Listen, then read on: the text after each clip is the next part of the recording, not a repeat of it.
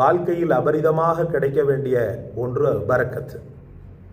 அபரிதமாக கிடைக்கக்கூடிய பரக்கத்தை பெற்றுத்தரக்கூடிய காரண காரியங்களில் துவா திக்ர் ஒரு பக்கம் இருந்தாலும், அதிகப்படியான பரக்கத்தை பெற்றுத்தரக்கூடிய காரியத்தில் ஒன்றுதான் விருந்தாளிகளை நீங்கள் கண்ணியப்படுத்துவது. நம்ம வீட்டுக்கு நம்பி வந்திருக்கக்கூடிய மக்களின் மீது நீங்கள் ஆசையோடும் ஆர்வத்தோடும் கண்ணியத்தோடும் அவர்களுக்கு தேவையான எல்லா ஒத்தாசைகளையும் செய்வதாகிறது வீட்டினுடைய பரக்கத்தை அது பெரிய அளவுக்கு தந்துவிடும். சகோதரர்களே, சொல்லுவாங்க, வீட்டில் தொடர்ந்து விருந்தாளிகளாக வந்தால் ஒன்றுமே மிஞ்சாதுன்னு. பைத்தியக்காரனுடைய வார்த்தை அதெல்லாம்.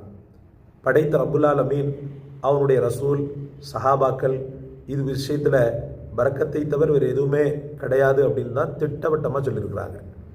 அபூபக்கர் சித்திக் ரலியல்லாஹு ஒரு முறை தன்னுடைய வீட்டில் விருந்தாளிகள் இருக்கிறாங்க, போதுமான உணவு அவர்களுக்கு மட்டும்தான் இருக்குது, தான் சாப்பிட்டா அவங்களுக்கு கிடைக்கக்கூடிய அந்த ரிசுக்கில் கொஞ்சம் குறைஞ்சிரும் அப்படின்னு சொல்லி நினைத்து வீட்டுக்கே போகாமல் என்ன செய்வாங்களாம், ஹஸரத் அபூபக்கர் சித்திக் ரலியல்லாஹு பள்ளியிலேயே தறிபட்டுருவாங்க.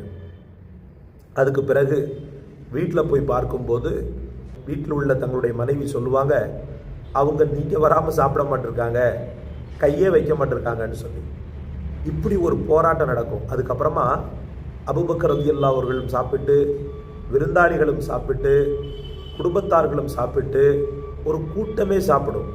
அந்த அளவுக்கு ஹஸரத் அபூபக்கர் ரலியல்லாஹு அந்த ரிசுக்கில் பரக்கத்தை பெறுவாங்க நபி அவர்களுடைய துஆவினால. நான் என்ன சொல்ல வர்றேன்னு சொன்னால், வீட்டில் தொடர்படியான பரக்கத்து ஒரு மனிதனுக்கு கிடைக்க வேண்டும் என்றால் அதிகம் விருந்து கொடுங்க, அதிகம் விருந்து கொடுங்க. நீங்கள் வார வாரம் கொடுக்கணுன்ற அவசியம் இல்லை. மாதத்துக்கு ஒரு நாள் அந்த சொந்த பந்தங்களை நீங்கள் ஆதரித்து அவங்களுக்கு வெறுமன பேச்சுவார்த்தையோடு நிறுத்தி கொள்ளாமல் வயிறார அவங்களுக்கு விருந்து கொடுக்கும்போது நிச்சயமாக ஒரு 10 பேர் சாப்பிட்டாங்கன்னா அதில் ஒருத்தர் அல்லாஹ்வுக்கு பிடித்தமானவராக இருந்தால் போதும்.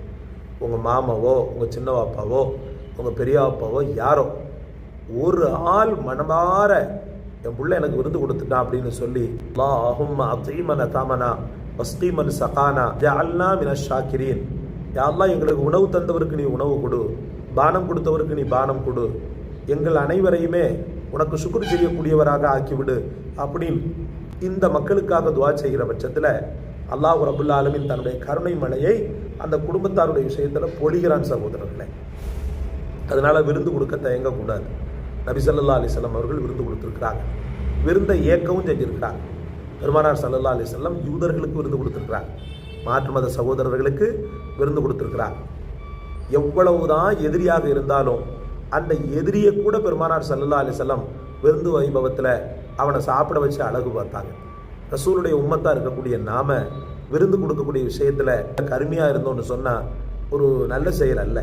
அல்லாஹ் உங்களுக்கு எனக்கு தௌஃபீக் செய்யட்டும், அதிகமான விருந்து கொடுக்கக்கூடிய அளவுக்கு பொருளாதாரத்தை மேம்படுத்தட்டும். இந்த காணொளி உங்களுக்கு பிடித்திருக்கும்னு நினைக்கிறேன்.